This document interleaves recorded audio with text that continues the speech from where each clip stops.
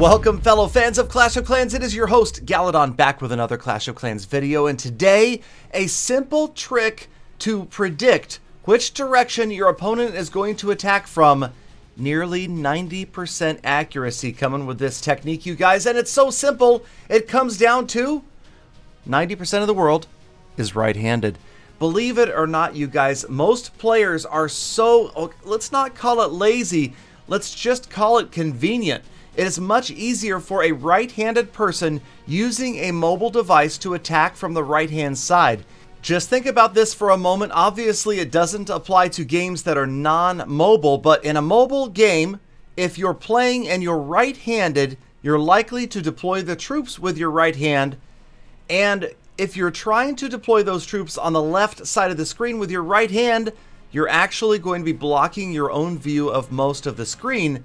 So it makes much more sense, just visually, it's more convenient to use your right hand and deploy on the right side of the screen. Therefore, your hand isn't blocking the way. I know it seems ridiculously simple, but it's actually accurate. And I think that you will agree if you go back and look at your attack or your defense log. Now, this does change dependent upon the base design. If a base is very lopsided, then you could see a slight differential. But look at this attack right here by Legend.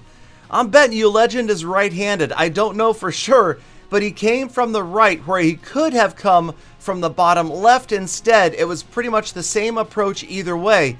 He comes from the right-hand side and he wipes out the base for a 3-star. Not really worrying about the technique right now, but just talking about the approach. So let's move on to Indy from LP2 Athena. Check out Indy's attack. This base looks just about perfectly symmetrical right-left. Indy comes from top right. Indy, right-handed. I'm going to say 9 out of 10 times this is correct. Indy comes from the right-hand side. He doesn't want his hand to block the screen.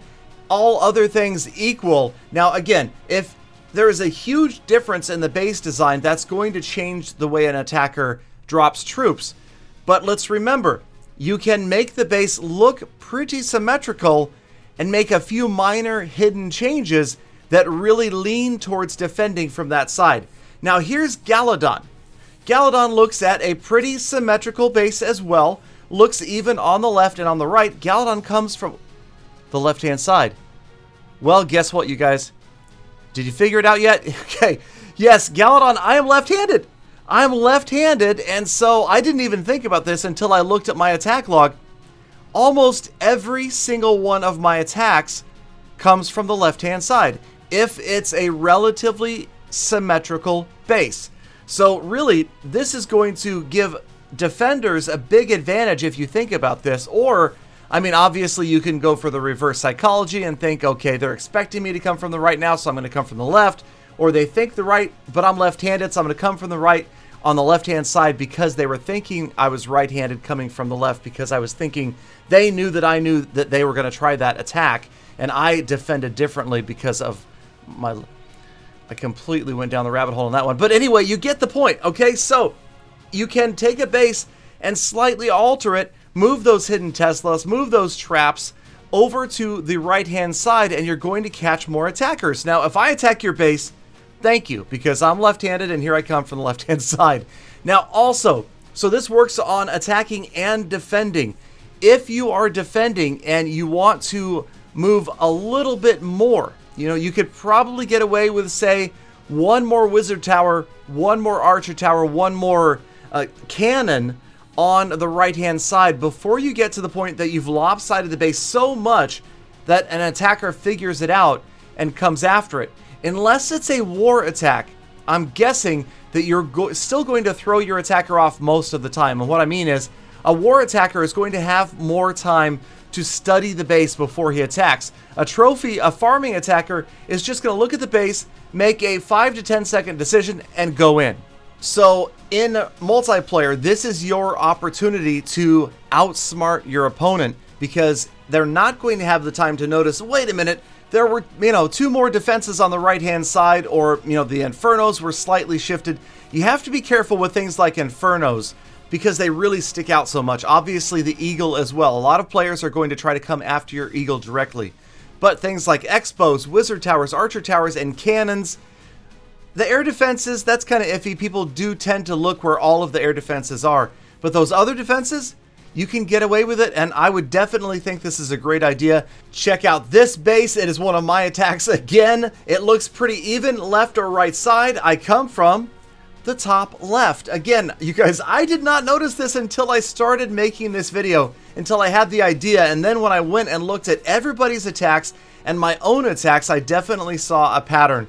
Even I was falling victim to this or just doing this without realizing it. I'm coming from the left-hand side almost every single time.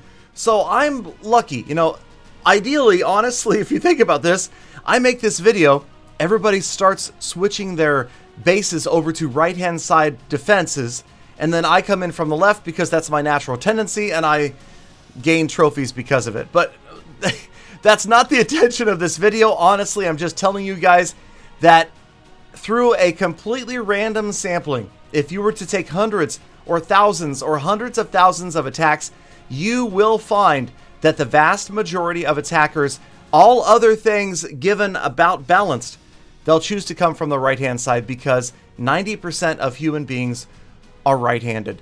So I don't know, I thought it was kind of an interesting little trick. It is definitely something that is going to backfire on you once in a while when you find a lefty or you find a right-handed player who thinks about this before he attacks.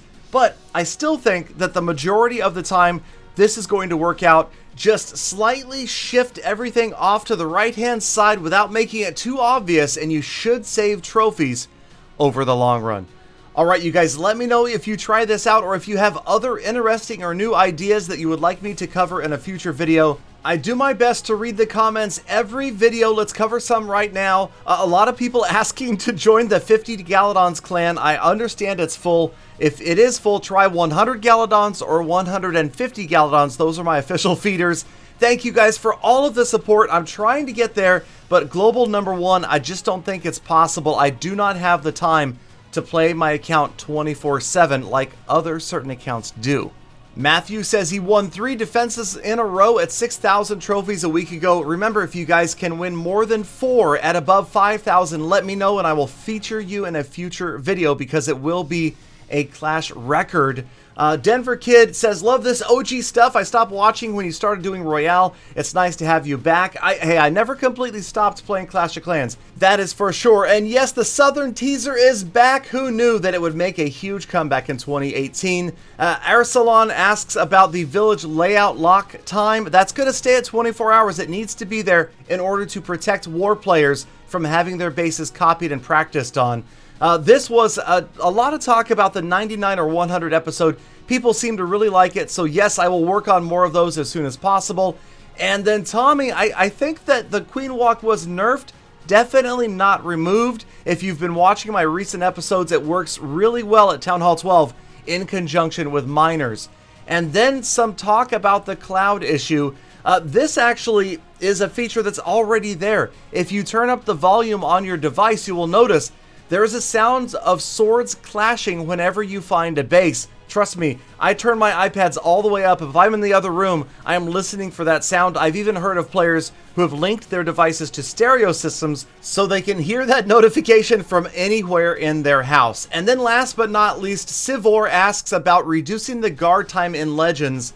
And I agree. I feel like that this is definitely one of the possible solutions to reduce the shields that you can buy. Remember, Legend League players can still buy a 24-hour and a 48-hour shield once in a while, and the guards.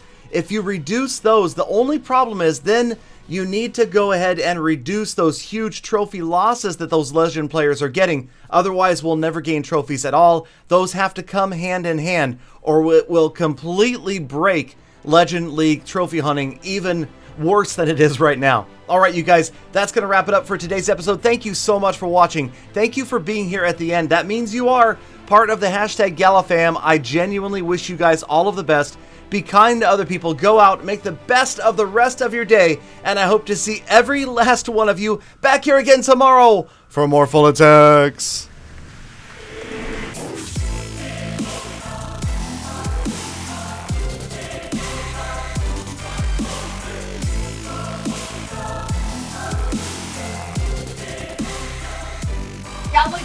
Galadon, I've got a question.